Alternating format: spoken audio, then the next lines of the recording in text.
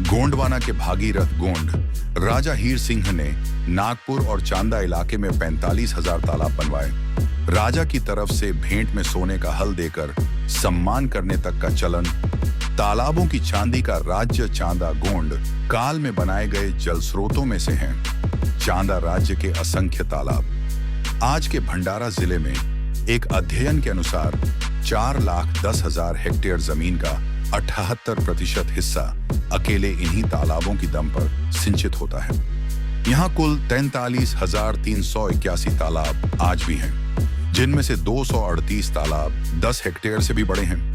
3,007 तालाब 4 से लेकर 10 हेक्टेयर के, 7,534 तालाब 2 से 4 हेक्टेयर के, 1,32,989 तालाब 1 से 2 हेक्टेयर के और 19,313 तालाब 1 हेक्टेयर से कम के हैं। देवगढ़ व मंडला के गोंड राज्यों की सीमाओं से लगे चांदा राज्य, आज का भंडारा जिला के एक राजा हीर सिंह का फरमान था कि जो व्यक्ति जंगल के किसी टुकड़े को साफ करके आबादी के लायक बनाएगा, उसे उस इलाके के सरदार और जमींदार का खिताब दिया जाएगा।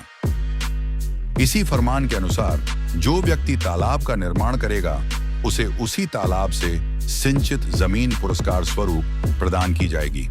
तालाब बनाने वाले लोगों को राजा की तरफ से भेंट में सोने का हल देकर सम्मान करने तक का चलन था।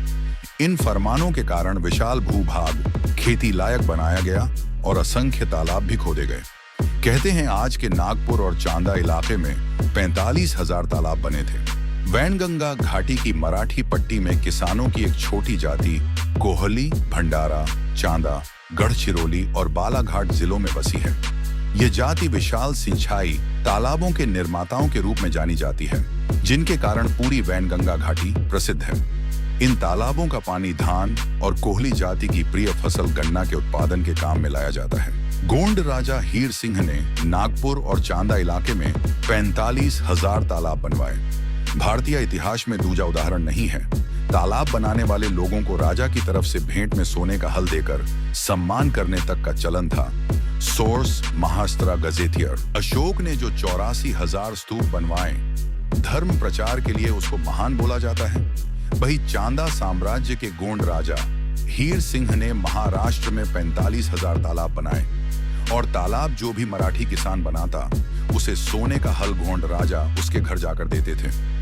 ये मराठी लोग महान दान दाता क्षत्रिय गोंड राजाओं को भूल गए, जिनके बनाए भी इनके उपयोग में है और लूट करने वालों को आज भारतीय इतिहास में महान बताया जा रहा है। अशोक ने जो 84,000 स्तूप बनवाए, अगर वही 84,000 अगर कुएं खुदवा देता, तो दलित बौद्ध को अन्य समाज के कुओं पर जाकर बेइज्जत न होना पड़ता। मगर इस हत्यारे को तो धर्म का भूत सवार था।